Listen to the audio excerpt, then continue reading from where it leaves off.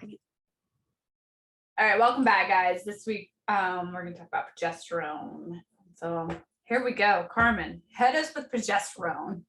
Yay, progesterone. So last time we talked about estrogen, and we started this off because I wanted to make that connection between our hormones and those neurotransmitters and our adrenals, right?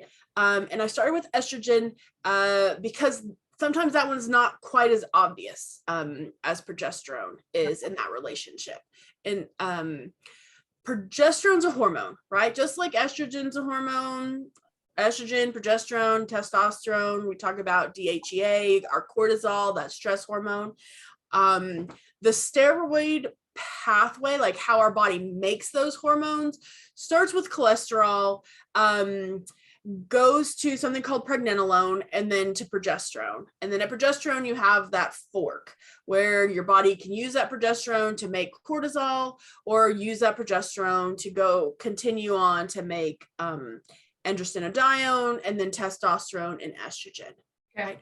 So progesterone is one of those keys in a balanced hormone picture. Right. So I think of progesterone, you know how they have those arches where they put all the rocks together and they all have to, like lean on one another in order to make that arch. I think of progesterone as sort of that key, that block in the middle that creates that arch, because if the progesterone is not adequate, your stress hormone, cortisol, is not going to be adequate, and your testosterone and estrogen are not going to be adequate. It's one of those, when we look at hormones, we look upstream to see what could be causing an imbalance. And so progesterone is one of my big heavy hitters that I look at upstream to see where you're at. Okay. Cool. So, if our progesterone is deficient, our cortisol is going to be deficient. So then our body's going to have trouble responding to stress. Yeah. Right? So either chronic stress and that demand for cortisol, it's going to be hard to kind of keep up so that we can maintain an appropriate stress response if our progesterone is low, because it's the precursor to cortisol. Okay. As far as hormones go, our sex hormones, if you will, if our progesterone isn't if we don't have appropriate amounts of progesterone, it's going to be very challenging for our body to make appropriate amounts of testosterone and estrogen. Okay. And we've talked about how our cycles change, right? In our menstrual cycle for women, the first 2 weeks from day 1 to 14, 15, 16 to ovulation, progesterone's not a big player. Usually that's more sort of the estrogen side of our menstrual phase. And then from ovulation, or day 14, 15, 16 to 28 to 30 is usually where progesterone is the biggest player. Our estrogen still is a player. It makes appearance as well, but the progesterone is sort of that protective factor, if you will. So if we have low levels of progesterone, oftentimes we see symptoms like our periods are coming earlier, so maybe 21 days, sometimes 15 days. Sometimes people may have periods twice a month instead of that 28, 31 days. Sometimes if you see spotting between cycles, that can be low progesterone. If you see things like breast tenderness, a little bit more irritability to tearfulness, that can be low progesterone. Oftentimes, you see a little bit more like that breast tenderness, a little bit more bloating sometimes with progesterone when the progesterone's low, because it's not matching the elevation of the estrogen in that latter half of the cycle. So when people have more PMS symptoms, I know we talked about last time, like more pain is often associated with more estrogen, more like clotting, heavier periods, but it's that relationship. So if your progesterone is low, you're going to have more estrogen symptoms. So oftentimes to address that, we address the progesterone to balance out that estrogen. Then you can, work at having less symptoms. So that progesterone that's why I tell people it's kind of that protective factor. So it kind of protects you against excess amounts of estrogen, so that you don't have as intense PMS symptoms, things like, PMDD, things like that. We can begin to address by addressing that progesterone. Okay. So like I said, I think of it as that key because it's kind of being pulled. That's your resource pool kind of being pulled in two different directions. How it relates to neurotransmitters is that on the dopamine side, right? Dopamine is that reward molecule, that reward, that neurotransmitter that helps to support our focus, our motivation. From dopamine, our body makes norepinephrine and epinephrine. And we looked at, sorry, I'm double checking. Okay, so we looked at that dopamine side with estrogen, that when we had high estrogen, that in that luteal phase, which is the second half of our cycle, that day 14 to 31, that can actually lower our dopamine, right, which lowers that reward response. So then oftentimes you have like more cravings, right? More looking for caffeine, sugar, chocolate, right? Energy drinks, alcohol, during that PMS or during that luteal phase, that second half of the phase. Well, so our progesterone is kind of that, if our progesterone is out of balance, that affects that dopamine going to norepinephrine to epinephrine. So that can create the situation where we may see more depression, lack of energy, lack of focus, that lack of motivation, procrastination, and you more like the cravings for carbs. So you kind of get a double whammy there. If your estrogen's high and your progesterone's low, that both affects our neurotransmitters, right? And so that's going to affect our mood, but also kind of how we perceive things, right? That motivation, that lack of focus, that lack of energy is often how we see things in our environment during that time of, during that phase.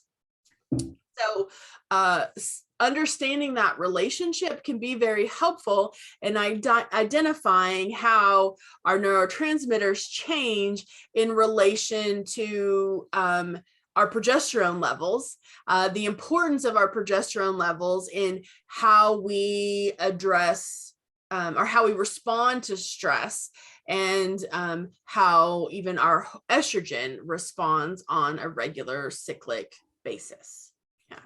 Okay, so am I correct in this assumption? Like, I know that progesterone, tell me if I'm wrong, is like tied to GABA.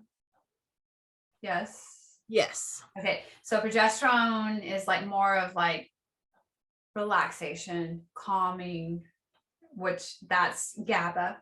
GABA is like that calming down, slowing down the brain, like slowing down those racing thoughts, right? Like more calming.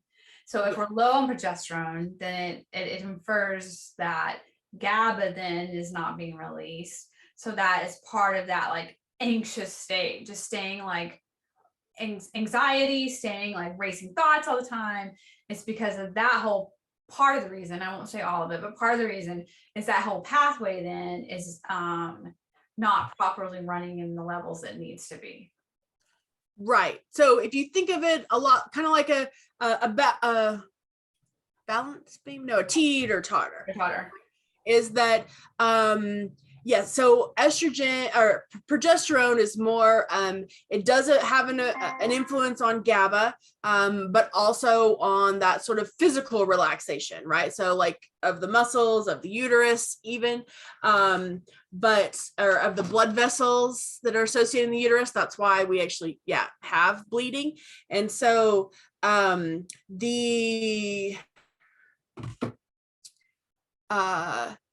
lower our GABA is, creates that anxious state because we don't have that ability, if you will. It's not as easy to create calmness and peace within our mind. So you have a lot of like overthinking, maybe even a little obsessive thinking, that like constant rumination that creates this like level of anxiety because our GABA is not present in adequate amounts. And so yes, that is a direct relationship there. Yeah. Okay. I have a couple, like, can I ask another question? Sure.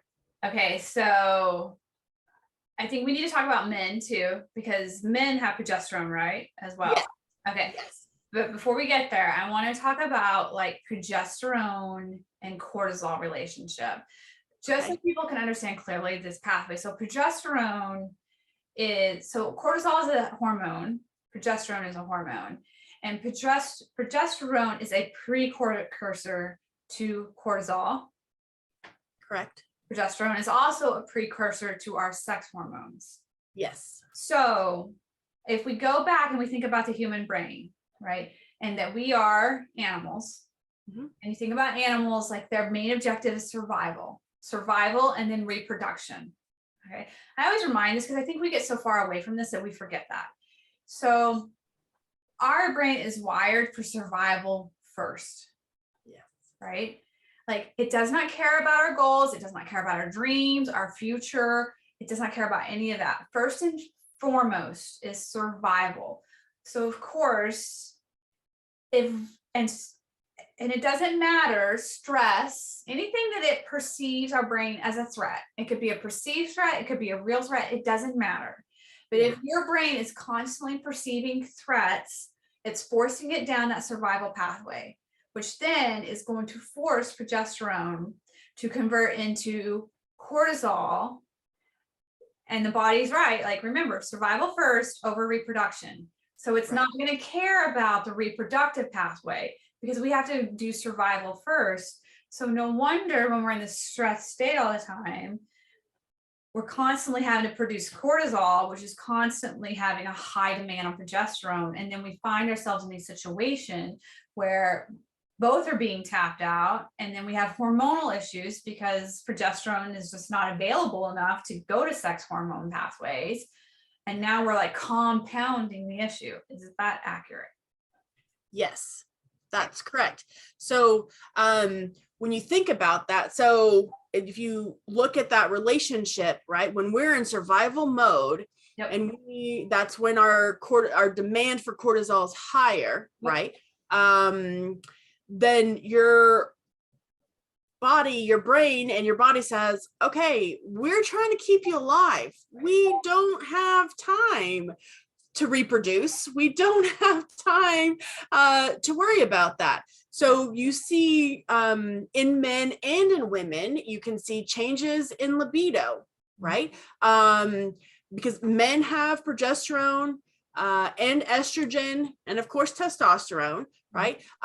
So when people experience, like, I don't know, they have those commercials for, I don't know if they still have them on TV, because maybe this dates me, but like low testosterone, and they'll list all these symptoms for men, like fatigue, right? Inability to concentrate, low libido, low energy, low motivation, right? Like all of these symptoms are associated with low testosterone. Well, when you look at it from our perspective, right, where's the root cause? Like, why is your testosterone low? So when I tell folks, okay, we're going to look upstream, well, the precursor to testosterone is also progesterone. So if that progesterone, say your body makes, our body is very good at survival, right? It's very resilient. It will make the adjustments it needs to. But if your body produces an amount of progesterone and you perceive a threat, your body's going to take that progesterone and go to cortisol to be like, hey, we got to keep you alive.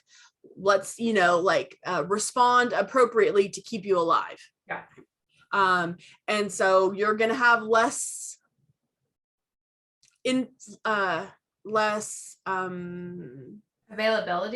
availability, less priority to your testosterone and your estrogen. Yep. Yeah. So that relationship, I think, is so important to understand, because especially like in the hormone world, right, there's a lot of offerings of like bioidentical hormones, right? Like go get a testosterone shot, go get bioidentical hormones, or pellets or something, right? They make you feel better because they're addressing that low hormones level, but they're not getting at the root cause. Right. So, which, yes, I'll just leave it at that. Right. Yeah. Yeah. Yeah. So I think understanding that relationship is so important, because it's not just, I mean, our bodies are pretty complex, right? I mean, it's not just like, oh, I can put a label on this and say, oh, you know, yes, this is a cortisol problem. This is a testosterone problem. Even like this is an epinephrine problem or a dopamine problem. Is that, well, okay, that's part of the problem. But because we are complex creatures, if you will, that molecule in itself, that progesterone molecule, that dopamine, that, you know, testosterone, does not function independently of all the other molecules and systems in play. So when you're looking at a root cause approach, you have to take all those things into considerations, right? What we experience, like when you see a checklist or a commercial of like all these symptoms, you're like, all these symptoms sound like me, you know, and you're like, aha, I figured out my problem. I'm, you know, low in dopamine. Okay. I have a dopamine problem. Okay, great. That's the first step in helping us understand what's going on, but let's figure out why.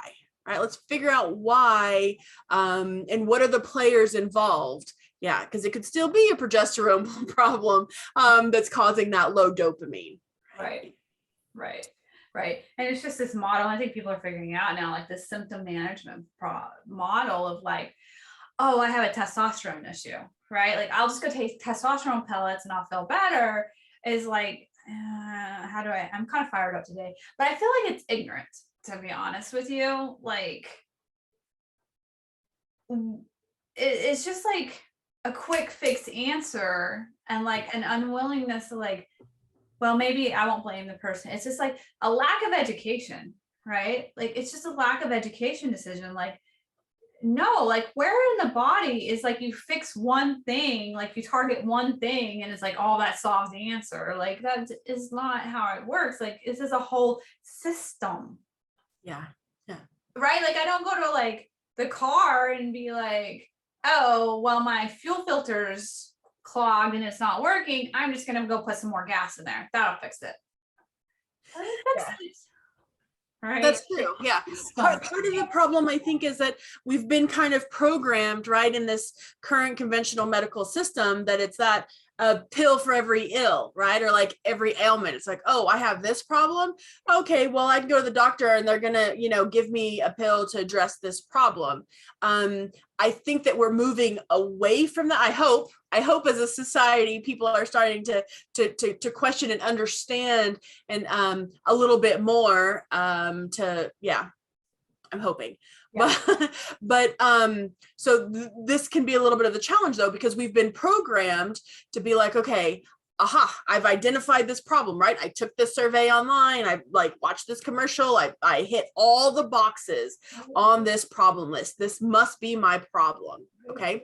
And I find a doctor that offers me a solution. Right. And that solution is natural, like bioidentical hormones are natural, and they may feel better for a little while, but it's not a long-term fix. Right. And not shifting the perspective from like the body's broken. I mean, that's what we've been programmed. So I have compassion. We've been programmed by the mental health and the physical health entities that something's broken and needs to be fixed. But if you look at it like, it's not like my body isn't broken and I'm not producing testosterone because I have a broken body, or I have depression because I have a broken mind. Like that's not it. It's like the body wants to be in homeostasis. It wants to do everything it can be to run properly, on fully functioning mentally and physically and efficiently. and efficiently. It just is like something within the system is not working, so it systemically has an impact, right? And so we have to just go to like, nothing's broken. It's just there's something in the system that's got, I need to figure out, and I need to chase it back to where it's at in the system to empower or help that part of the system. Because like our body, yeah, I don't know how to explain it well, but the idea of like something's broken and I just go fix that one thing, it's like the body's very smart and it wants to run effectively and efficiently, and it just needs the right fuel to get there. It doesn't like, oh, I'm just going to quit making testosterone just for the fun of it. I'm just going to do that. Yeah. No. Yeah, you're right. I mean, yes, you're right. And it's that's where it's a little bit individualized, right? That's kind of different for every person, right? Like, if I've identified that, yeah, okay, I have, a progesterone issue, well, my root cause could be a little bit different than yours. Right. But taking the time to explore it and figure out, yeah, what is that root cause, I think is so important. Because you can go out and you can buy, say, when we're talking about progesterone, you can go out and buy progesterone supplements over the counter, right? Like you can go to the health food store and buy progesterone supplement. You don't even have to go to a bioidentical hormone specialist. And that may fix some of the problems. It may not fix it 100%, but it may fix, may help some of the symptoms. But the challenge is, are you going to be how long are you going to take that progesterone? Right? Like, how much do you take it? How long do you? Are you going to? That's something you're going to, want to take for the rest of your life. If taking that progesterone fixes a certain set of symptoms, but doesn't fix this over there, right? Or if it's like, oh yeah, you know what, this part feels better, but I still have these issues, or something else pops up because it wasn't an entirely a progesterone issue. Right. So that's where, understanding that relationship, or even just knowing that there is a relationship between all of these, systems that creates you as a unique individual human being, and your physiology and your biochemistry, right? And your chemistry and your physics, that all of those play together in order to create that optimal health, for a person. And so it's not just, oh, I've identified this problem. It's like, okay, ask why, right? Like ask more questions and start to understand that relationship of how your problem fits into the whole network of you and what that looks like. Right. Yeah. So then to circle back to the whole point, like progesterone impacting our thoughts and emotions, we can kind of see now, like, what I hear is like, it impacts cortisol levels. Yes. And it's impacting the estrogen production, which is an estrogen and dopamine have a correlation. Progesterone and dopamine have a correlation. Yes. Yeah. And that progesterone and that norepinephrine and epinephrine, right? So so there's the correlation there. So it's not, it's appreciating maybe, or recognizing, how many different roles progesterone has in our mood, in our physical health, right? In our stress response, that it's not just a sex hormone. Right?